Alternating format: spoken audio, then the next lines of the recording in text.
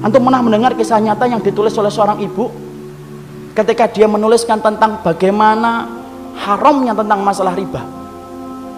Dia cerita, kami dulunya adalah keluarga yang baik, mengisi kegiatan kami setiap waktunya dengan mencari ilmu. Sampai satu waktu suami saya kepentok bisnisnya dan berkata, "Dek, ini kelihatannya bisnis kita ini tidak akan pernah besar kalau kita tidak pinjem.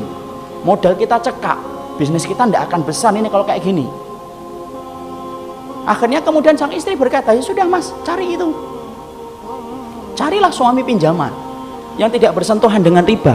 Karena dia sudah ngerti ilmunya, sudah paham riba itu merupakan sesuatu yang sangat dibenci sampai dipermaklumkan perang oleh Allah dan Rasulnya. Dia cari, kapan toh? Bukannya sabar, malah kemudian berkata, ini kelihatannya kita nggak dapat pinjaman, harus minjem yang ribawi. Istrinya yang sama-sama sudah ngaji berkata kepada suaminya, "Ya sudah mas, pinjam aja kalau memang itu terpaksa." Nah kita ini gampang sekali ngomong dorurah. Nanti tutup dengan sholat, banyak sedekah. Riba mah tidak bisa ditutup dengan sholat dan tidak sedekah. Emang antum kira dengan kemudian riba setelah itu sedekah, kemudian sedekah antum diterima? Tidak diterima sedekah orang yang dari riba. Jangan dianggap remeh riba itu ikhwan. Karena kalau kita nggak ngingetin ini, rusak negara kita ini gara-gara riba. Karena Allah permaklumkan perang. Akhirnya singkat ceritanya kemudian akhirnya bersentuhan.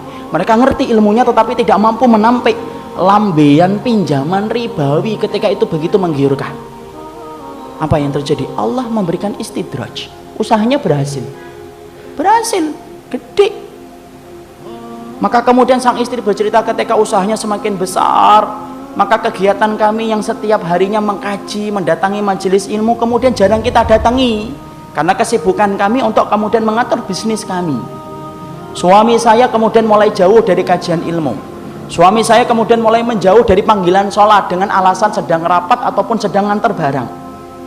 Puncak-puncaknya kemudian terjadilah satu dosa besar yang dilakukan oleh seorang suami di mana istrinya tidak lagi bisa memaafkan.